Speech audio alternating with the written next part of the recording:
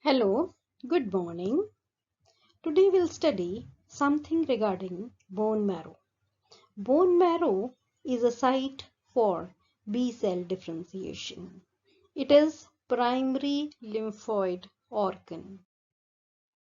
The bone marrow is semi-solid tissue found within the bones.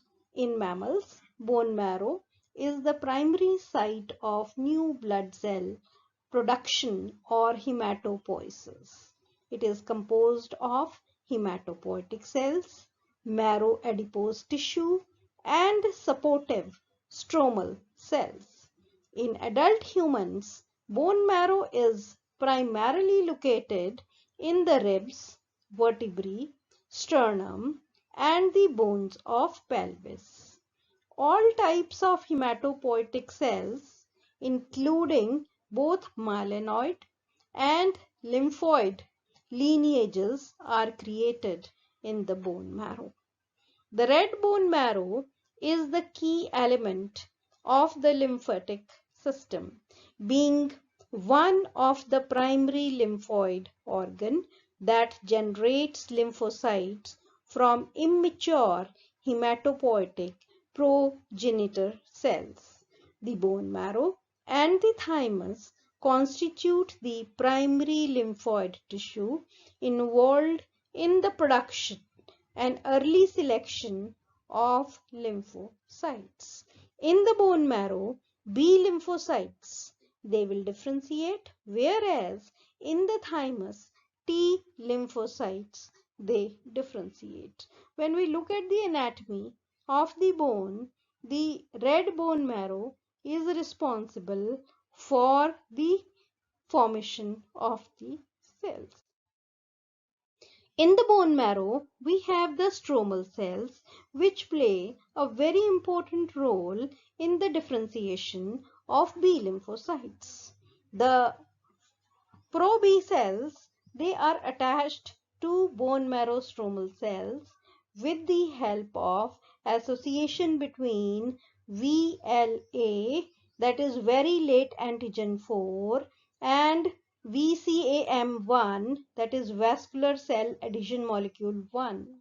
So the pre-B cells, they get attached with the bone marrow stromal cells. In the pre-B cells, there is a presence of alpha and beta chain of BCR. Then the development, it continues with the help of the interleukins. The pro-B cells, they are converted into pre-B cells and the immature B cells. So the stromal cells, they play a very important role in the differentiation of the B cells.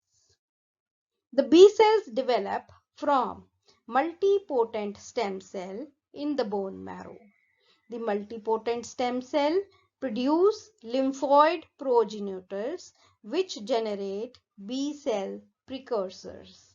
Pre-B cell or B cell precursor show unique antibody specificity development by D to J rearrangement of mu heavy chain followed by V to DJ joining. The heavy chain pairs with the surrogate light chain, that is SLC shown in the diagram, made of lambda and V pre-B to form pre-BCR. So in this way pre-BCR is formed. So pre-BCR is having mu chain with surrogate light chain.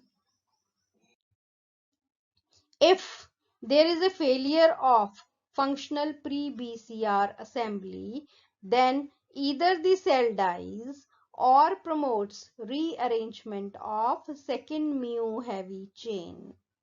A functional pre-BCR capable of signal transduction is tested with stromal cell derived ligand, that is galectin 1.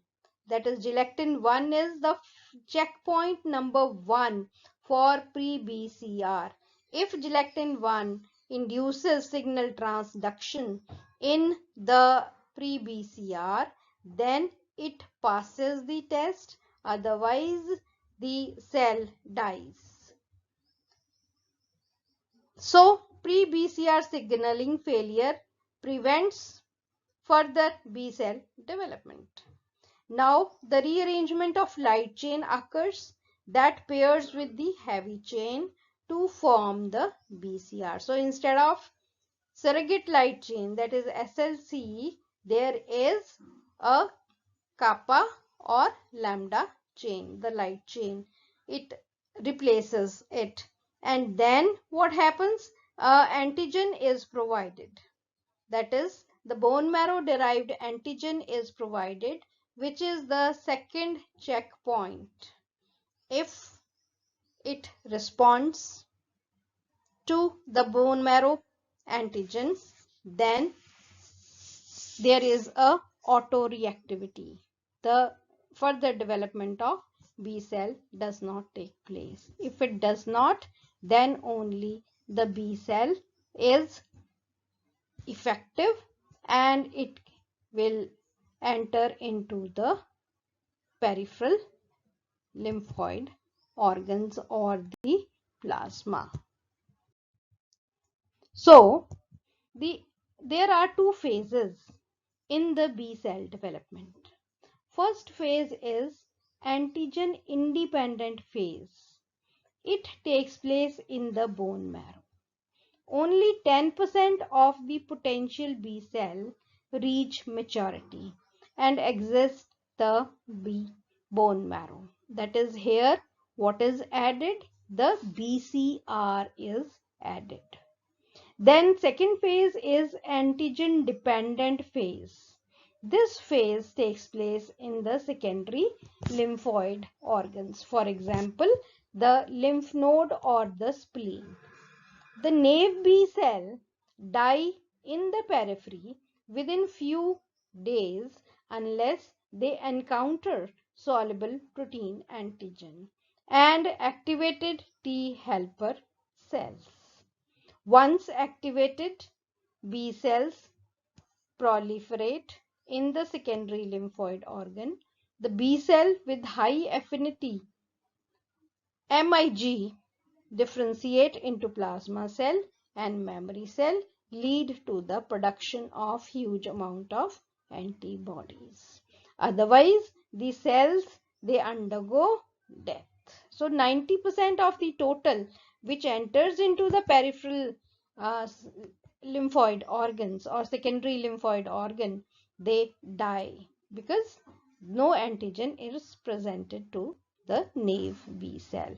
Only 10% they are activated with T helper cell as well as the antigen, and they lead to the production of antibodies. I hope the concept is clear. Thank you.